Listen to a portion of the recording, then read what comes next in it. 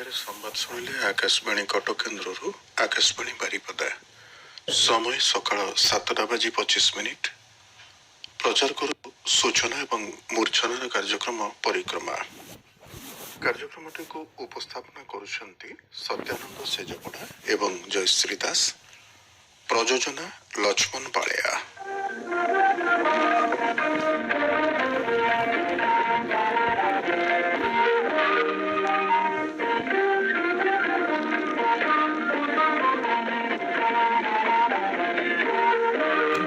श्रोता बंधु मानक शुभेच्छा जणाई आरंभ करूछु आजिर परिक्रमा कार्यक्रम। मु होछि सत्यानंद, मु जयश्री। नमस्कार।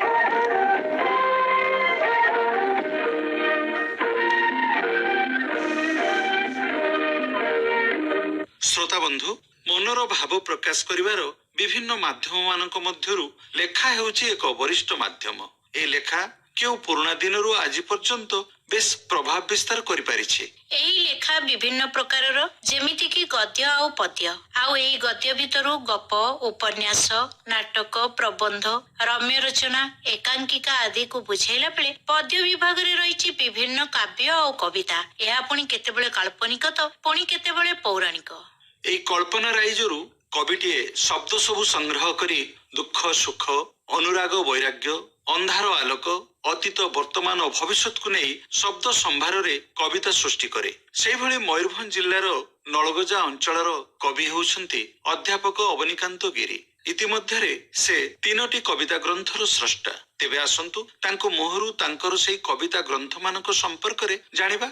नमस्कार आज्ञा, मु श्री अवनीकांत गिरी। गाँ गहली रे रुहे। मो गाँ ना नलगजा एवं मयूरभंज आदिवासी संपूर्ण मयूरभंजिया। तेबे कथा होची आपण जो सृष्टि करिसंती 3टी ग्रंथ, ए सृष्टि करिवा पछरे बा लेखिया पई काहे कि आपनकर आग्रह सृष्टि हला? देखंतु लेखारे मन जेतेबेले आसे सेतेबेले निजको विभरित लागे। गोटे नूतन संदेश बा वार्ता ए पाठक समाज पाखकू बा मनीष समाज पाखकू पहुंचेवा पई आमे किछि हृदय कलम रे मनर कागज उपरे नाली नेली हस्ताक्षर रे लेखिबा पई प्रयास नु। ए अमानिया शब्द गुडी को केमिति काहे कि हृदय भितरे गुंजरित होंती सेही शुभ मुहूर्त रे एक शुभ मानसिकतारे गोटे कविता लेखा जाए। आपनकर बाल्य जीवन कोठी कटिछि? मु संपूर्ण नलगजा आदिवासी। बाल्य शिक्षा ठारू आरंभ करी बाल्य शिक्षा विद्यालय नाम माँ बासंती उपरा विद्यालय, तापरे नलगजा गवर्नमेंट हाई स्कूल, तापरे उपेंद्रनाथ महाविद्यालय रे 5 वर्ष अध्ययन करिछि एवं आज को 30 वर्ष हलानी सेठी अध्यापक भाव रे अध्यापना कार्य रे नियोजित अछि। तबे जोठी आपनकर शिक्षा सेठी आपण अध्यापक, एटा आपण केमति लागुछि? सबुठारु खुशी लगे। मु जो अनुष्ठान ले पाठ पढ़ी, जो महाविद्यालय रे पाठ पढ़ी, सेही महाविद्यालय रे जदि मु अगणित छात्र छात्री माननकु मनीष करि सारिछि एवं मनीष तयारी कारखाना रे मु जदि गुटे मालिक बनि पारिछि एवं मो पढेइथिबा छात्र माने आज जदि मो सहित अध्यापना कार्य रे जोग देइछंती, अध्यापक भाव रे प्रतिष्ठा लाभ करिछंती, ताहाई तो मो पई गर्वित। वर्तमान बयस आपनकर केते? 52 वर्ष हलानी। तेबे घरे सु किए अछंती? घरे मो स्त्री, गोटे मात्र पुओ, से +2 फर्स्ट ईयर सीबीएसई कोर्स रे साइंस पढुची। जेतबेले बाल्य जीवन आपनकर थिला सेतबेले लेखालेखी प्रति आपनकर आग्रह केमति थिला? लेखालेखी पई आग्रह तो पिला दिनो थिला, किंतु आमे जेहेतु गाँ गहली रे बास करूछु आमको टिके बाधकता सहिबा को पडुथिला। कौनसी कविता जोंठी की पठेबे गोटे मैगजीन पृष्ठा को गाँ गहली रे थिबा सेई अजणा मल्ली फुलर वासना सेठी बासिबनी। पुणी आपण तो सृष्टि करि पारिचंती 3टी कविता पुस्तक। कथा होची हुए तो बाटर अभाव हेई थई पारे एवं हाथ धरी नबार अभाव हेई थई पारे। कोटा अभाव आपनको जीवन रे घटिला जे एम्ति आपण कहउचंती बनमल्ली रो वासना ठीक भाबरे बासी पारेनी? सेटा निश्चय कहिबी आमे कौनसी विशिष्ट व्यक्तिंकर प्रेरणा पाई नाहु किंबा हमकु केही जीवन रे सहाय्य करना। जीवन रे प्रथम थरो जेतेबेले पांडुलिपि नै प्रोफेसर नित्यानंद शतपथीଙ୍କ पाखकु गली बालेश्वर रे से जेतेबेले आसीथिले अवार्ड नवा पई सेठी भेटिथिलु सारंकु। से ही मुखबंध रे लिखिछंती एवं शेष रे कहिछंती अबनी केबे कलम छाड़ीबनी, तुमको मो राण रहिला कविता लेखि चलिबो। ଏବଂ କବିତାର ପ୍ରଥମ କଣ୍ଡିସନ କରିଥିଲେ ଯେ ଅବନୀ ତୁମର ମୋର ସମ୍ପର୍କ ବହୁତ ଭଲ, ତୁମେ ଜଣେ ସାହିତ୍ୟିକ ଏଟା ବି ମୁଁ ଜାଣିଛି, କିନ୍ତୁ ଗୋଟିଏ ସର୍ତ୍ତ ରହିବ, ତୁମ କବିତା ପଢିବି, ଯଦି କବିତାର ମାନ ଠିକ ନ ହୁଏ ତାହେଲେ ମୁଁ କବିତାର ବହିର ମୁଖବନ୍ଧ ଲେଖିବି ନାହିଁ। ଯଦି କବିତା ମୋ ମନକୁ ଛୁଇଁଲା ଏବଂ ପାଠକ ପାଇଁ ଯଦି ଏହା ଏକ ନୂତନ ଜିନିଷ ହେଇଥିବ ବା ବିଷୟବସ୍ତୁ ଏଥିରେ ଅବସ୍ଥାପିତ କରାଯାଇଥିବ ତାହେଲେ ମୁଁ ମୁଖବନ୍ଧ ଲେଖିବି। ସାର୍ ତନ୍ନ ତନ୍ନ କରି ସମସ୍ତ କବିତା ପଢିଥିଲେ ଏବଂ ଶେଷରେ କହିଥିଲେ ଅବନୀ ମୁଁ ତୁମ ବହିର ମୁଖବନ୍ଧ ଲେଖିବି। ତେବେ ପ୍ରଥମ ପୁସ୍ତକ ଅନାଗତ ଅନାମିକାରେ କୋଉ କୋଉ କବିତା ସବୁ ସ୍ଥାନ ପାଇଛି, କୋଉ ଧର୍ମର କୋଉ ମର୍ମର? ଯେତିକି କବିତା ଅନାଗତ ଅନାମିକାରେ ସ୍ଥାନିତ ହେଇଛି ସେଥିରେ ବାସ୍ତବବାଦର କଥା କୁହାଯାଇଛି। ସେଥିରେ 49ଟି କବିତା ଅଛି ଏବଂ ସେଥିରେ ନୂତନ ମିଥ୍, ଚିତ୍ରକଳ୍ପ, ପ୍ରତୀକ ଏବଂ ରୋମାଣ୍ଟିସିଜିମକୁ ପ୍ରାଧାନ୍ୟ ଦିଆଯାଇଛି। ଗୋଟେ ଆଧୁନିକ କବିତାର ସମସ୍ତ ଉପାଦାନ ଆଙ୍ଗିକ ଏବଂ ଆତ୍ମିକରେ ଗୋଟେ ପରିବର୍ତ୍ତନ ଆଣି ନୂତନ କବିତା ଭାବରେ ଉପସ୍ଥାପିତ କରିବାର ପ୍ରୟାସ କରିଛି। ଦ୍ୱିତୀୟ କବିତା ଗ୍ରନ୍ଥର ନାମ ହେଉଛି ଆଗାମୀର ଆବାହନ। ଏଥିରେ କୋଉ ମର୍ମର କୋଉ ଧର୍ମର କବିତା ସବୁ ସ୍ଥାନ ପାଇଛି? ସମସ୍ତ କବିତାରେ ଜୀବନର ନିଚ୍ଛକ ବାସ୍ତବତାକୁ ହିଁ କବିତାରେ ସ୍ଥାନିତ କରାଯାଇଛି। ଏଠି ଦିନ ଦଳିତ, ଅବହେଳିତ, ଲାଞ୍ଛିତ ମଣିଷ ମାନଙ୍କର ଜୀବନର କଥା, ଜୀବନର ବ୍ୟଥା ଏବଂ ଜୀବନର ମର୍ମବାଣୀକୁ ଏଠି ସ୍ଥାନିତ କରାଯାଇଛି ଏବଂ ଜୀବନ ଓ ଜଗତ ହୋଇଛି ମୋ କବିତାର ଚାରଣଭୂମି। ତେବେ ଆପଣଙ୍କର ତୃତୀୟ କବିତା ଗ୍ରନ୍ଥ ଇଦାନୀନ୍ତନ ଇସ୍ତାହାର, ଏଥିରେ କୋଉ ସବୁ କବିତା ସ୍ଥାନ ପାଇଛି? କବିଟିଏ ଆତ୍ମବିଭରର ସତ୍ତା, ଯାହା ଭୂମିରୁ ଭୂମା ଯାଏ ଆକର୍ଷିତ, ନିଜର ଜୀବନ କୋଠରୀରୁ ନିଷ୍କୃତି ଚାହେଁ, ସବୁବେଳେ ଜୀବନର ଛକା ପଞ୍ଜାର ଖେଳ ମୃତ୍ୟୁ ପର୍ଯ୍ୟନ୍ତ ଚାଲେ। ଏଠି ସବୁ ବର୍ଗର, ପ୍ରକୃତିର ଏବଂ ପରିବେଶର ସୁରକ୍ଷା ପାଇଁ କବିତାର ସାରମର୍ମକୁ ରଖାଯାଇଛି, ଯାହାକୁ କୁହାଯାଏ କବିତାର ଆତ୍ମିକ ରୂପ ବା ବିଷୟବସ୍ତୁ। ଯେତେବେଳେ ଆପଣ କବିତା ଲେଖନ୍ତି ଶବ୍ଦ ଗୁଡିକ କେମିତି ଆପଣଙ୍କ ପାଖକୁ ଆପେ ଆପେ ଚାଲି ଆସେ, ନା ଆପଣ କଷ୍ଟ କରିକି ସେଗୁଡା ସବୁ ଖୋଜନ୍ତି? ଭିନ୍ନ ଭିନ୍ନ ମାନସିକତା ନେଇ ଏ ସଂସାରରେ ସମୁଦ୍ରରେ ମୁଁ ଶବ୍ଦର ସ୍ନାନ କରେ। ନିଜର ଦେହରେ ଲାଗିଥିବା ଅନୁଭୂତିର ବାଲିକଣା ଗୁଡିକୁ ମୁଁ ଶବ୍ଦରେ ରୂପାୟିତ କରେ ଏବଂ ଶବ୍ଦକୁ ଏକ ଉଷ୍ମତା ଭରି ସରଳ ତରଳ ସାବଲୀଳ ଭାବରେ କବିତାରେ ଉପସ୍ଥାପିତ କରେ। କବିମାନଙ୍କ ପାଇଁ ଜହ୍ନ ଆଉ ଏକ ଖୋରାକ। ଜହ୍ନ ପିଲାଦିନରୁ ଗୋଟେ ମାମୁଁ ବୋଲି ସମ୍ବୋଧିତ ହେଇ ଆସିଛି, କିମ୍ବା ଲୋକ ମାନସିକତାର ଏକ ମାମୁଁ ହେଇପାରେ, ସେ କିନ୍ତୁ ପ୍ରକୃତରେ ସମ୍ପର୍କରେ ମାମୁଁ ନୁହେଁ। ସେଇ ମାମୁଁ ବୋଲି ସମସ୍ତଙ୍କୁ ପରିଚୟ କରେଇବା ପାଇଁ କବିତାର ଲୋଡ଼ା ପଡେ। ସେଇଥିପାଇଁ ତ ମା ତା ଛୁଆଟିକୁ ଉଷ୍ମ କଳକୁ ଟାଣି ନେଇ କହେ, ଆ ଜହ୍ନ ମାମୁଁ ଶରଦ ଶଶୀ ମୋ କାହ୍ନୁ ହାତରେ ପଡରେ ଖସି।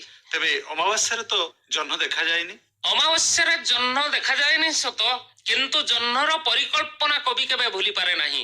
ଅନ୍ଧ ମଣିଷ ଦେଖିପାରେ ନାହିଁ ବୋଲି ସମସ୍ତେ କହନ୍ତି, କିନ୍ତୁ କବିଟିଏ କହେ ଅନ୍ଧ ମଣିଷ ବି ଦେଖିପାରେ ଏବଂ ସେଇଠି ସେ ପ୍ରମାଣ କରେ ଯେ ଅନ୍ଧ ବି ସ୍ୱପ୍ନ ଦେଖେ, ଅନ୍ଧ ବି ସୃଜନ ଗଢିବାରେ ନିଶାରେ ଜୀବନକୁ ବିଶ୍ଳେଷଣ କରି ଏକ ନୂତନ ପିଢି ଭିତରେ ହଜିଯିବାକୁ ଚେଷ୍ଟା କରେ। ମୟୂରଭଞ୍ଜର ଯେଉଁ ସବୁଜିମା ଶିମିଳିପାଳ, ତାକୁ ଆପଣ କିଭଳି ଭାବରେ ଦେଖିଛନ୍ତି? ଶିମିଳିପାଳଙ୍କୁ ମୁଁ ମୋ ଦୃଷ୍ଟିରେ ଦେଖିଛି ଏବଂ କବିତା ମଧ୍ୟ ଲେଖି ମୋ କବିତା ପୁସ୍ତକରେ ସ୍ଥାନିତ କରିଛି। ସାନ ଘାଗରାର ଦୃଶ୍ୟ ବି ଦେଖିଛି, ଲେଖିଛି। କିନ୍ତୁ ମୟୂରଭଞ୍ଜର ପରିଚୟ କହିଲେ ଏ ମାଟିରେ ଯେମିତି ଗୋଟିଏ ସୁବାସ ଅଛି, ଏ ମାଟିରେ ଗୋଟେ ତାକତ ଅଛି, ଏ ମାଟିରେ ଗୋଟେ ସ୍ୱାଭିମାନର ମଜା ଅଛି। ଠିକ ସେମିତି ତାକୁ ପୂର୍ଣ୍ଣାଙ୍ଗ କରିବା ପାଇଁ ଆମ ଜିଲ୍ଲାର ପଶ୍ଚିମ ପଟରେ ସାକ୍ଷୀ ରହିଛି ଶିମିଳି ପାହାଡ। ଯେଉଁ ପାହାଡର ପବନ ସବୁ କିଛି ବଦଳେଇ ଦେଇପାରେ, ଯେଉଁ ପାହାଡର ଛାଇରେ ଅସ୍ତଗାମୀ ସୂର୍ଯ୍ୟର ଏକ ନୂତନ କିରଣ ବିଭା ସମସ୍ତଙ୍କୁ ବିମୁଗ୍ଧ କରେ ଏବଂ ସେଇ ଶିମିଳି ପାହାଡରେ ମୟୂର ମୟୂରୀକୁ ଦେଖି ଆମେ ଉତ୍ଫୁଲ୍ଲିତ ହେଉ। ତେଣୁ ସେ ଆମ ପାଇଁ ଜୀବନର ଏକ ଦୁଷ୍ପ୍ରାପ୍ୟ ବସ୍ତୁ ବୋଲି କହିଲେ ଅତ୍ୟୁକ୍ତି ହେବ ନାହିଁ। ସେମିତି ବୁଢାବଳଙ୍ଗ ନଦୀ ଆମ ମୟୂରଭଞ୍ଜର ସବୁଠାରୁ ବଡ ନଦୀ ଏବଂ ସମସ୍ତଙ୍କର ପ୍ରିୟ ନଦୀ। ତେବେ ବୁଢାବଳଙ୍ଗର ନଦୀ କୂଳ ଆପଣଙ୍କୁ କେମିତି ଲାଗେ? ବୁଢାବଳଙ୍ଗର ନଦୀ କୂଳ ମତେ ସବୁଠାରୁ ଆନନ୍ଦ ଦିଏ ଏବଂ ମୋ ପରିଚୟ ଭିତରେ ଏକ ନିଆରା ପରିଚୟ ସୃଷ୍ଟି କରେ। ବହୁ କଷ୍ଟ ସ୍ୱୀକାର କରି ବୁଢାବଳଙ୍ଗର ଉତ୍ପତ୍ତି ସ୍ଥଳକୁ ମଧ୍ୟ ମୁଁ ଚାଲି ଚାଲି ଯାଇଛି ଏବଂ ସେଠି ଯଥେଷ୍ଟ ସାଉଁଟା ଅନୁଭୂତି ମଧ୍ୟ ନେଇକି ଆସିଛି। ଯଦି ମୟୂରଭଞ୍ଜରେ ବୁଢାବଳଙ୍ଗ ନଦୀ ନଥାନ୍ତା, ଯଦି ମୟୂରଭଞ୍ଜର କାନ୍ଥ ଭାବରେ ଶିମିଳି ପାହାଡ ଦଣ୍ଡାୟମାନ ହେଇନଥାନ୍ତା, ତାହେଲେ ସବୁ ଜିଲ୍ଲା ଠାରୁ ମୟୂରଭଞ୍ଜ ଜିଲ୍ଲା ଏକ ସ୍ୱତନ୍ତ୍ର ପରିଚୟ ସୃଷ୍ଟି କରିପାରିନଥାନ୍ତା। ତେଣୁ ଶିମିଳିପାଳର ପବନ ଏବଂ ବୁଢ଼ାବଳଙ୍ଗର ପାଣି ଏ ମଣିଷକୁ ଆଣି ଦେଇଛି ନୂଆ ଠାଣି। ଯେଉଁ ଠାଣିରେ ମୟୂରଭଞ୍ଜଟିଏ ସବୁବେଳେ କୁହେ ମୟୂରଭଞ୍ଜିଆ ମୁଁ, ମୟୂରଭଞ୍ଜିଆ, ମୟୂରଭଞ୍ଜିଆ ହିଁ ମୁଁ ମୟୂରଭଞ୍ଜିଆ। ଆପଣଙ୍କର ତୃତୀୟ କବିତା ଗ୍ରନ୍ଥ ଇଦାନୀନ୍ତନ ଇସ୍ତାହାର ଉନ୍ମୋଚନ କଥା ଟିକେ କୁହନ୍ତୁ।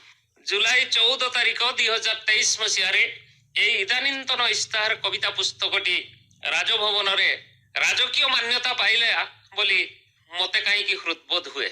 ବହୁ କବିତା ଗ୍ରନ୍ଥ ଭିତରେ ଏହି କବିତା ଗ୍ରନ୍ଥଟି ଶ୍ରେଷ୍ଠତା ଲାଭ କରିଥିଲା ଏବଂ ମହାମହିମ ରାଜ୍ୟପାଳ ଶ୍ରୀଯୁକ୍ତ ଗଣେଶୀଲାଲ ମହୋଦୟଙ୍କର କରକମଳରେ ତାହା ଉନ୍ମୋଚିତ ହୋଇଥିଲା। ଯେଉଁଦିନ ମୁଁ 13 ତାରିଖ ଦିନ ଫୋନ ପାଇଥିଲି ସାରଙ୍କ ପିଏ ପାଖରୁ, ସେଦିନ ମୁଁ ଆନନ୍ଦରେ ନାଚି ଉଠିଥିଲି। ମୟୂରଭଞ୍ଜିଆ ହିସାବରେ ଲେଖିଥିବା କବିତା ଆଜି ଗୋଟିଏ ଶୀର୍ଷ ସୀମାରେ ପହଞ୍ଚି ପାରିଛି ଏବଂ ଗୋଟିଏ ବିଶ୍ୱ ମାନବ ହାତରେ ତାହା ଆଜି ଉନ୍ମୋଚିତ ହେବାକୁ ଯାଉଛି। ତାହା ହିଁ ତ କବିଟିଏ ଆଶା କରେ। ସେ ଅର୍ଥ ଖୋଜେ ନା, ସେ ଶକ୍ତି ଖୋଜେ ନା, କେବଳ ଟିକିଏ ପ୍ରଶଂସାରେ ସେ ଫୁଲିଯାଏ ଏବଂ ନିଜର କଲମକୁ ଚାଲୁ ରଖେ। ସେଇ ଆନନ୍ଦ ମୁହୂର୍ତ୍ତରୁ ଗୋଟେ କବିତା ଆମକୁ ପଢିକି ଶୁଣାନ୍ତୁ, ଯୋଉଟା କି ଆପଣଙ୍କୁ ଭଲ ଲାଗିଛି, ଆମକୁ ମଧ୍ୟ ଭଲ ଲାଗିବ। ନିଶ୍ଚିତ। ପ୍ରଥମ କବିତାରେ ଏହି କିନ୍ନର ଉପରେ ଲେଖିଥିଲି, ସେ କବିତା ବେଶ ଆଦୃତି ଲାଭ କରିଥିଲା। ଇଦାନୀନ୍ତନ ଇସ୍ତାହାର କବିତା ଗ୍ରନ୍ଥ ଭିତରେ ସର୍ବମୋଟ 51ଟି କବିତା ଅଛି ଏବଂ ତା ଭିତରୁ 15 ନମ୍ବର କବିତାଟି ହେଉଛି ଅପବାଦ। କବିତାର ଶୀର୍ଷକ ଅପବାଦ। କେବେ ଖରା କେବେ ଛାଇ, କେବେ ଖରା କେବେ ଛାଇ, ପୁଣି କେବେ ଅସହ୍ୟ ଯନ୍ତ୍ରଣାର ଅପବାଦ। ନିଶା ନୁହେଁ ଭିନ୍ନ ଏକ ଦିଶା, ନିର୍ମମ ନିଧାଗ ଜୀବନ ବିଧିବିଧାନ। ଅପାସର ରାତିର ଛାତି ଚିରି, ଅଚାନକ ଉଠେ ଚେଇଁ, ଫୁଲେଇ ଫଗୁଣର କୁହୁଡ଼ି ଆସ୍ତରଣ, ଅସାଧୁ ମେଣ୍ଟର ଆଶ୍ୱସ୍ତ ଗଛର ଭୂତ। ଅପବାଦ। କେବେ ଖରା କେବେ ଛାଇ, ପୁଣି କେବେ ଅସହ୍ୟ ଯନ୍ତ୍ରଣାର ଅପବାଦ। ନିଶା ନୁହେଁ ଭିନ୍ନ ଏକ ଦିଶା, ନିର୍ମମ ନିଧାଗ ଜୀବନର ବିଧିବିଧାନ। ଅପାସରା ରାତିର ଛାତି ଚିରି, ଅଚାନକ ଉଠେ ଚେଇଁ, ଫୁଲେଇ ଫଗୁଣ କୁହୁଡ଼ି ଆସ୍ତରଣ, ଅସାଧୁ ମେଣ୍ଟର ଆଶ୍ୱସ୍ତ ଗଛର ଭୂତ। ଗଳିକନ୍ଦି ଠାରୁ ସହରେ ଯାଏ ବେଇମାନିର ହସ, ଜଞ୍ଜାଳ ଯାତନା ବୟସ ବୋଝ ଉପରେ, ଆଗରେ ପଛରେ ଛକା ପଞ୍ଝାର ଖେଳ, ହେମସିକ୍ତ ଶିଶିର ବିନ୍ଦୁର ସ୍ଥାୟିତ୍ୱ। ଅବୁଝା ଅବୁଝା ଆବେଗ ଭାଜି ଖାଲି ଶାଗ ମୁଗ, ବିଶୁଦ୍ଧ ବିଶ୍ୱାସ ଭାଗ୍ୟର ଭଗ୍ନାଂଶରେ ସୂର୍ଯ୍ୟୋଦୟ। ଟୁବି ଗଡ଼ିଆର ଉବୁଟୁବୁ ପାଣି ବେଙ୍ଗ, ନା ମାପିପାରେ ଜଳ ନା ମାପିପାରେ ଥଳ, ନା ମାପିପାରେ ଜଳ ନା ମାପିପାରେ ଥଳ।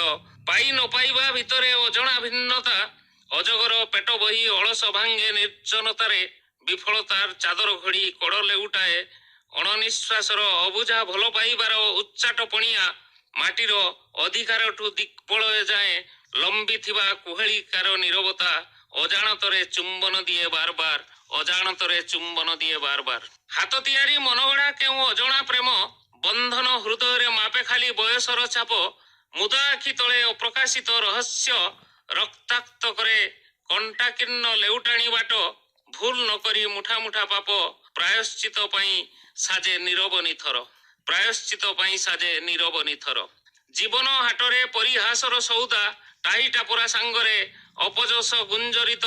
ସୁନାମରେ ଦୁର୍ନାମର କାରିଗରୀ ପୁଟ, ଜନ୍ମରୁ ଜନ୍ମାନ୍ତର ଯାଏ ନିବେଦିତ। ନୀରବତାର ଛବି ଆଙ୍କି ବାୟା ଚଢ଼େଇର ମନ, ଅପେକ୍ଷାରତ ନିରସ୍ତ୍ର ନିସଙ୍ଗ ସମୁଦ୍ରରେ। ମନ୍ଦ ମନ୍ଦ ହାସ୍ୟ ବଦନରେ ଅପବାଦର ଗଞ୍ଜଣା ମାଜଣା, ଚକ୍ଷୁ ଆଉ କୁଟା ସାଙ୍ଗକୁ ତେଲିଆ କନା। ହାତ ହତିଆର ସାଜେ ସମ୍ଭାବନା, ସ୍ରଷ୍ଟାଙ୍କର ନୂତନ ଅନ୍ୱେଷଣରେ। ହାତ ହତିଆର ସାଜେ ସମ୍ଭାବନା, ସ୍ରଷ୍ଟାଙ୍କ ନୂତନ ଅନ୍ୱେଷଣରେ। ଧଳା ଉପରେ କଳା ନା କଳା ଉପରେ ଧଳା, ଧଳା ଉପରେ କଳା ନା କଳା ଉପରେ ଧଳା। ସୃଷ୍ଟି ସର୍ଜନାର ଫିକା ରଙ୍ଗ ଧାଡ଼ି ଧାଡ଼ି, କେବଳ ଆଶ୍ୱାସନର ଅଲିଭାଗାର। ମନେ ପଡ଼ିଯିବାର ବିମୁଗ୍ଧ ବାସ୍ନା, ମାଟି ସିଲଟରେ ନଈ ପହଁରା ଦୃଶ୍ୟ। ଛାତି ଭିତରେ ହୃଦୟ, ହୃଦୟ ଭିତରେ କଳଙ୍କ। କେତେବେଳେ ଦୃଶ୍ୟ ପୁଣି କେତେବେଳେ ଅଦୃଶ୍ୟ, କେତେବେଳେ ଦୃଶ୍ୟ ପୁଣି କେତେବେଳେ ଅଦୃଶ୍ୟ। ଆପଣଙ୍କର କବି ଜୀବନର ସଫଳତା ପଛରେ କେଉଁମାନଙ୍କୁ ଶ୍ରେୟ ଦେବେ? ସଫଳତା ପଛରେ ମୁଁ ଶ୍ରେୟ ଦେବି ମୋ ପାଠକମାନଙ୍କୁ। ମୁଁ ଗାଁରେ ଥାଇପାରେ, ମୋ କବିତାର ମାନ କେତେ ତାହା ମୁଁ ଜାଣି ନ ଥାଇପାରେ, ତଥାପି ମୁଁ ଜାଣିଛି ବହୁତ ପାଠକ ମୋ କବିତାକୁ ପଢ଼ନ୍ତି ଏବଂ ସେ ବିଷୟରେ ସେମାନେ ମତାମତ ମଧ୍ୟ ମୋ ପାଖରୁ ନିଅନ୍ତି। ତେବେ ଆପଣଙ୍କ ମତରେ ଫୁଲର ରଙ୍ଗ କ'ଣ? ଫୁଲର ରଙ୍ଗ ଫୁଲ ପାଇଁ ସାର୍ଥକତା। ଆଉ ଇନ୍ଦ୍ରଧନୁର? ଇନ୍ଦ୍ରଧନୁର ରଙ୍ଗ ଏକ ବିମୋହତା ଏବଂ ଗୋଟିଏ କବିକୁ ଆକୃଷ୍ଟ କରିବାର କ୍ଷଣିକ ନିଶା। ସମସ୍ତ ଶ୍ରୋତାଗଣଙ୍କୁ ନମସ୍କାର ଜଣାଉଛି ରହୁଛି। କବି ଅବନୀକାନ୍ତ ଗିରି ଆଜି ଆପଣ ନିଜସ୍ୱ ସୃଷ୍ଟି ସମ୍ଭାର ସମ୍ପର୍କରେ କିଛି କହିଥିବାରୁ ଆପଣଙ୍କୁ ଆକାଶବାଣୀ ବାରିପଦା କେନ୍ଦ୍ର ତରଫରୁ ଅନେକ ଅନେକ ଧନ୍ୟବାଦ।